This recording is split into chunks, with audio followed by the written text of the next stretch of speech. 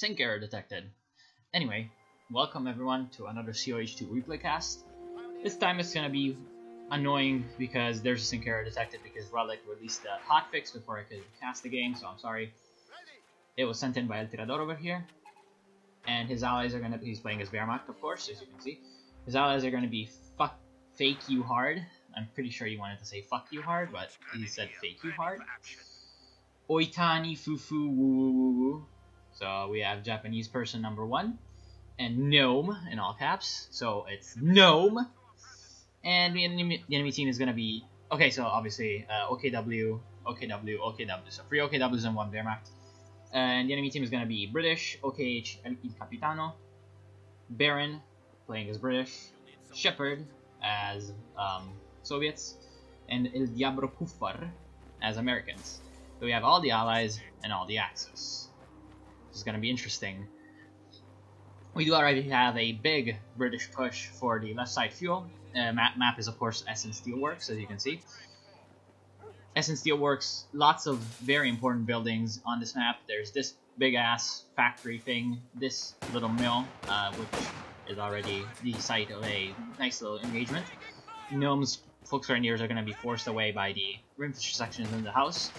And then on the other side we do have this house, these little warehouses, thingies, and this, you know, looks like a granary of some kind. And yeah, as you can see, the Americans are already pushing really hard into the other fuel point, but Fake You Hard is going to be in prime position to repel them. Storm Pioneers closing with the close range will likely, there will likely be enough to defeat at least a lot of the American infantry, as well as the MG42 from El Tirador is going to provide some nice covering fire, suppressing the riflemen and forcing them back into the house, where they will be less effective at shooting because of the low number of windows that face the southern side of this house. This house is mostly important because of MGs like this Maxim that is coming up, but unfortunately these Storm Pioneers look to be poised to be retreating, forcing the MG to retreat. I can't speak. Though they will take really heavy damage and they are still alive with all their models, but they are very low HP, so that squad will be useless for a while. Even though it will not bleed any manpower. So we do have Shepherd in the middle.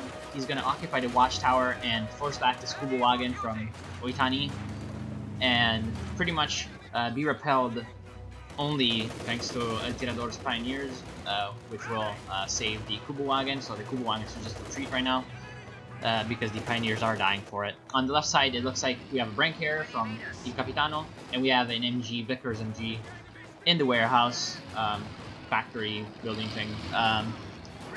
So that will be pretty hard for the Germans to repel. They do have manage to occupy the main building over here, the factory, and also the munitions and fuel, not fuel, victory point. So that's good for them, but they do lack the fuel, and they will need to recapture that as soon as possible, despite the fact that they do hold the right side fuel point thanks to this MG/Volksgrenadier push in the early game. The Kubu wagon in the center is still very heavily damaged and should retreat. El Tirador already built a fuel cache. Now, fuel caches can be really good in these team games, especially if you can build them without sacrificing too much map control. And it looks like El Tirador, despite the fact that he doesn't really have that many units on the field, he was able to at least support his ally, and the fact that he built the fuel cache didn't hinder the German map control at all.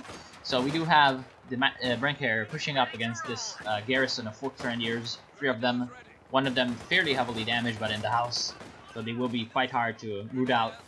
But it looks like the British have at least decent control of the fuel point, something that cannot be said for the Americans and the Soviets on the right side. We do have El Tirador's MG pushing up right up to the point outside the base, managing to force some rear echelons into the house, so as long as the rear echelons aren't capping around the map, this will be very good for the Germans. At the same time, we do have a couple of OKW players pushing into the center. The conscripts did manage to get an anti-tank grenade, it looks like, on the Kubu wagon of Oitani, but they will be forced to retreat by the Volksgrenadiers. The Maxim is going to be outflanked by the Shrek squad and will likely be forced to retreat. and soon the engineers will likely follow. They can't really hold out on that watchtower for too long. Looks like the British were able to take control of the factory. Putting a infantry section in there will likely cause also this house to fall to the British. And as a domino effect, likely this strategic point as well. But there is an MG-44 shooting at the back of the universal carrier. This should force it back. It's very low on HP and it will need some repairs. Looks like Il Capitano doesn't have... He does have tier 2, but he hasn't built any Royal Engineers. Oh no, actually, yeah. He has, and he was trying to put up a forward assembly, but he was stopped by some very rude Volksgrenadiers. Of course, the Volksgrenadiers were sent running by this Vickers MG in the warehouse. Why do I call every building a warehouse? I don't know. We do have some more Volksgrenadiers trying to push up, but it looks like they will be forced away by the Royal Engineer / Vickers combo. They do manage to get a nice incendiary grenade into the mill, but they will not be able to capitalize on it very hard because of these Royal Engineers that were very well positioned to respond. You have Lieutenant coming in from El Diablo Kufar. He looks like he has taken some heavy losses in the fighting in the right side thanks to the nice control of the buildings from the Germans. But it looks like he will be able to possibly wipe this MG-42. He looks like El Tirador was trying to build a bunker. Possibly a reinforcement bunker, but it looks like his efforts will be thwarted by the Lieutenant. Excellent anti-infantry firepower from the Lieutenant at close range. Can definitely hurt Wehrmacht units in the early game, very much. We do have the command post, yes, the reinforcements will be coming in. Unfortunately, it looks like the Grenadiers are in a bit of trouble, so it looks like they should actually just hide behind this house until they can reinforce. But it looks like he will decide to stay and try to fight the Lieutenant. Nice rifle grenade coming in from the reinforcing Volksgrenadier. Will force the Lieutenant away with only one man left. We have two Luxis. I don't even know how to pronounce two Luxis. I should ask the Pulsar, who's German. But yeah, we have two of them, one for each player on the left side with UKW. So we do. Looks like though there is a Bofors in construction and the Luxis will not be able to finish it off in time. We do also have Piats from the forward assembly, perhaps? No, this is actually the other person that doesn't have the forward assembly. But the forward assembly will at least be destroyed, so nice usage of the Lux, taking out a very vulnerable structure. Though, as you can see, the Bofors cannot be breached by the Luxes because it is simply too effective against the light armor of the Lux. But this complication in the Allied plans could have been a bit of a problem. Unfortunately, they were a little bit too overzealous in trying to take out the Bofors.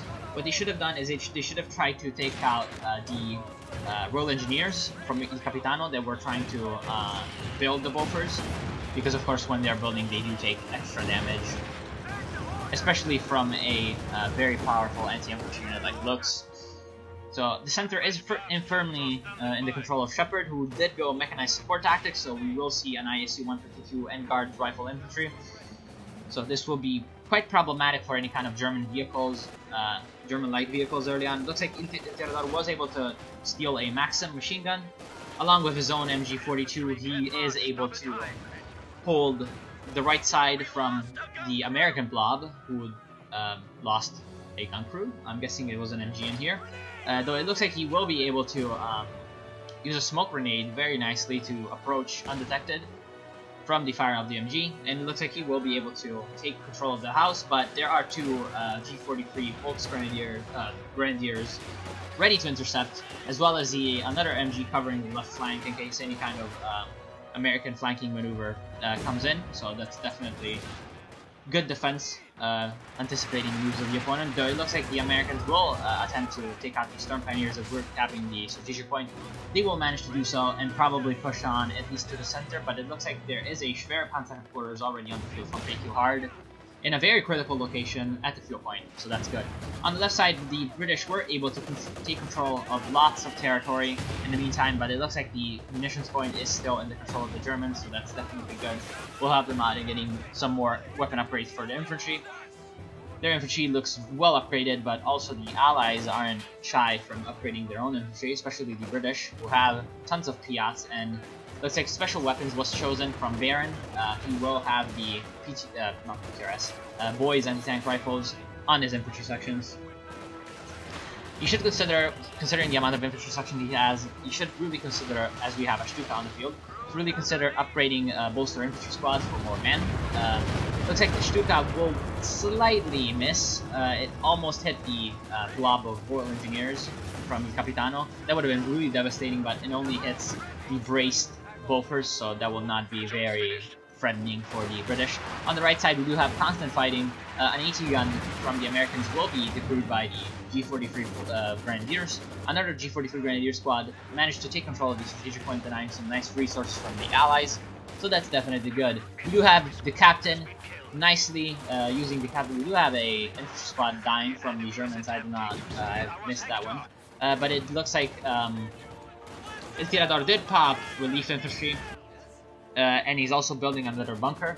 So it looks like at this point he should be sending his own infantry into the fray to try and get some Osttruppen on the field. The captain was nicely used to destroy the fuel cache, which is what you always should do with your anti-tank infantry when there's no armor to destroy. You should try and hunt for caches because they are very, very effective against them. You have another Stuka coming in from Oitani, who, you know, is going very heavy on his tier 3. But it looks like his infantry is really suffering because he keeps sending them into frontal assault against the Bofors, which is very, very not what you should do. Very, very bad idea. What right now the Germans should be doing is trying to make an offensive through the munitions point and coming in from the back and trying to take control of some of the points.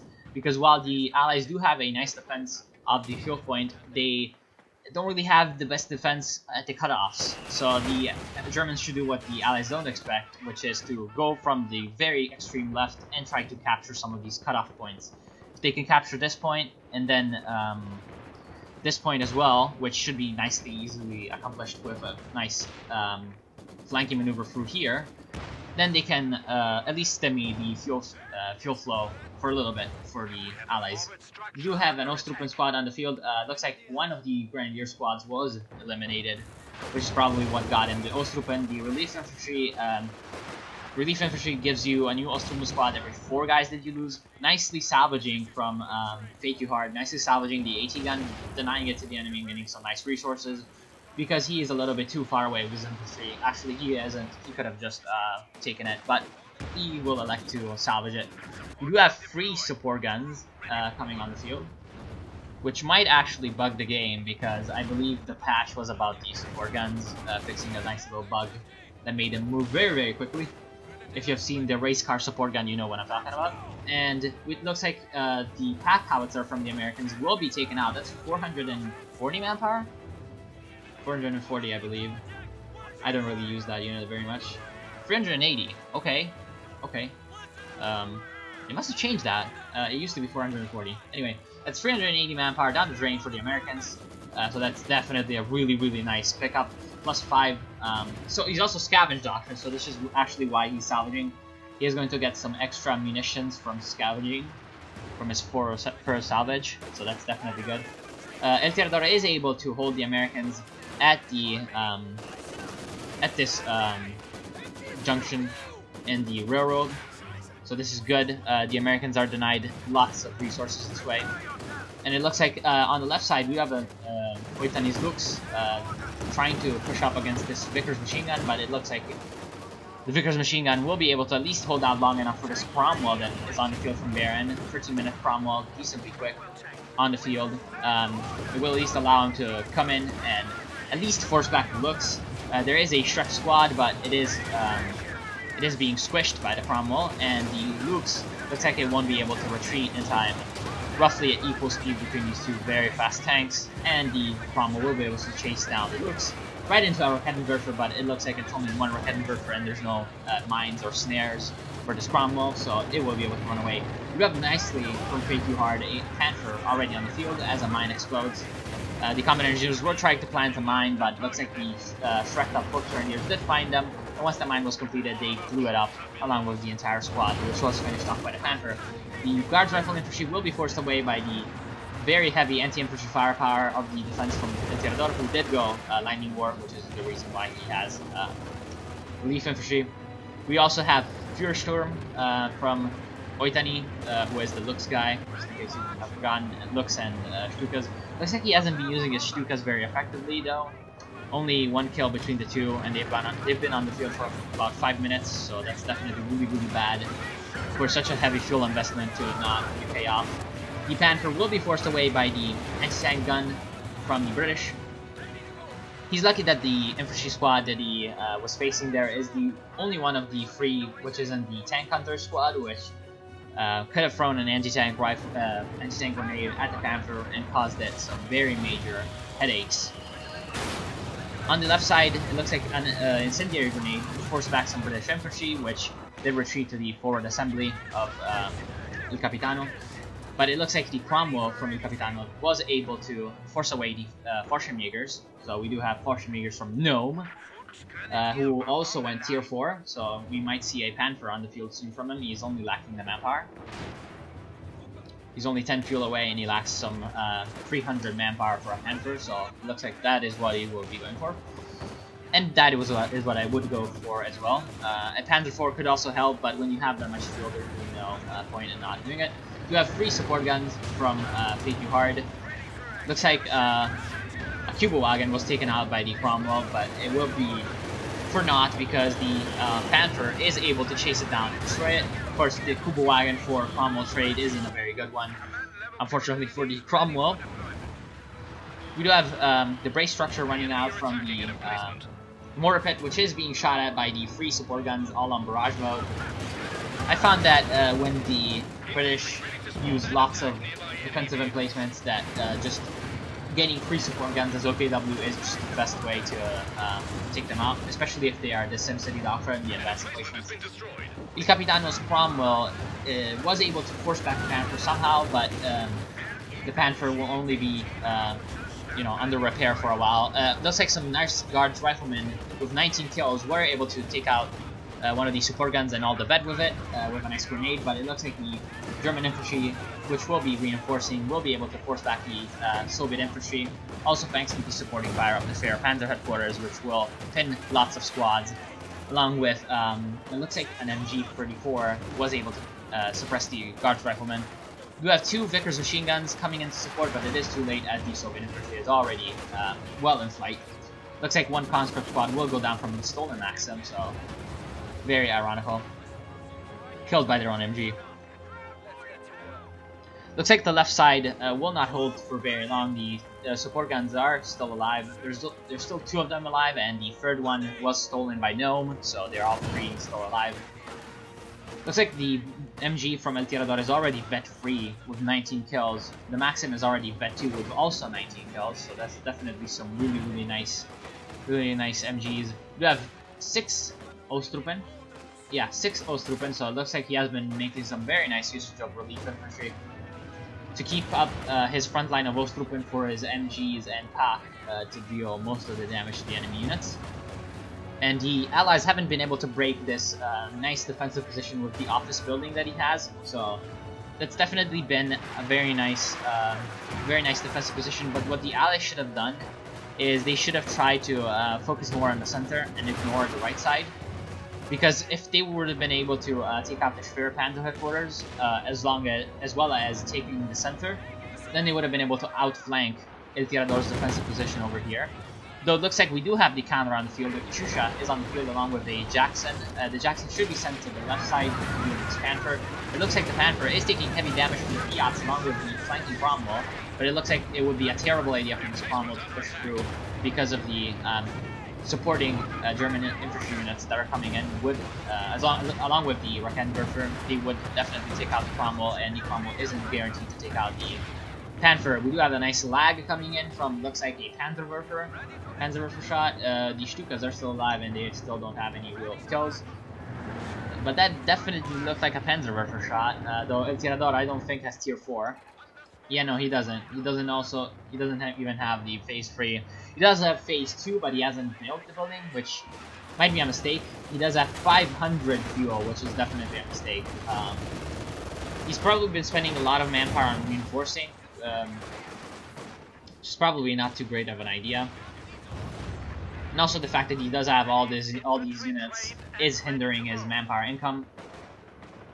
So I really have no idea what kind of rockets hit here. It might have been the rocket barrage from Oitani, but I'm not sure. You have Fallschirmjägers from Gnome using the Fallschirmjäger assault with 250 munitions to get a Fallschirmjäger squad.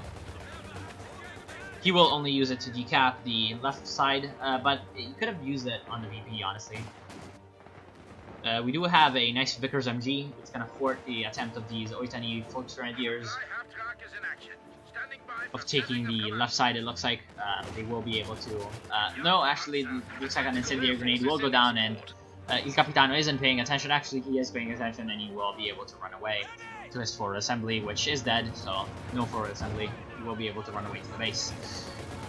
At the same time, we do have the Vickers machine gun platoon over here, along with some Boys AT rifle sections in support. The Panther will come in and he will eat some shots from the Boys anti-tank rifles and probably an anti-tank grenade, along with an AT gun shot and a Su-85 shot. So it looks like the anti-tank grenade bounced off, which is very lucky for the Panther, because if that anti-tank rifle anti-tank grenade hadn't bounced off, it would have definitely destroyed the engine and allowed the Su-85 to stick one last killing blow into the Panther's frontal armor.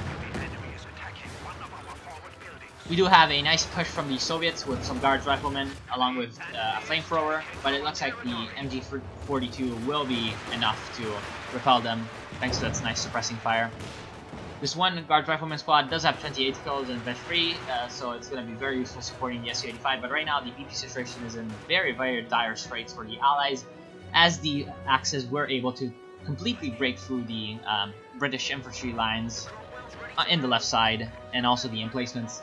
So they are able to take control of the left VP as well as the center and right VPs. Right now it looks like I hear a very, very slow tank. We do have a Jagdpanzer and a King Tiger, which is exactly what I thought was going to happen. Biggie Hard is floating a heck of a lot of manpower. You could be getting some nice Jaeger light infantry, which would be very useful against the Guards riflemen on the right side. Looks like the Americans were able to take control of the house, and thanks to the captain in the house, they might actually be able to take out the reinforcement bunker, which would definitely be useful. The infantry should be targeted on the reinforcement bunker, but it looks like it isn't being targeted. So it looks like El Tirador will have time to bring up some Pioneers to repair. Pioneers are back here doing God knows what. Maybe repairing some vehicle. We do have the King Tiger's push on the left side. There's pretty much no counter from the Allies. There were 2 AT guns, but they were, looks like, wiped by the German infantry.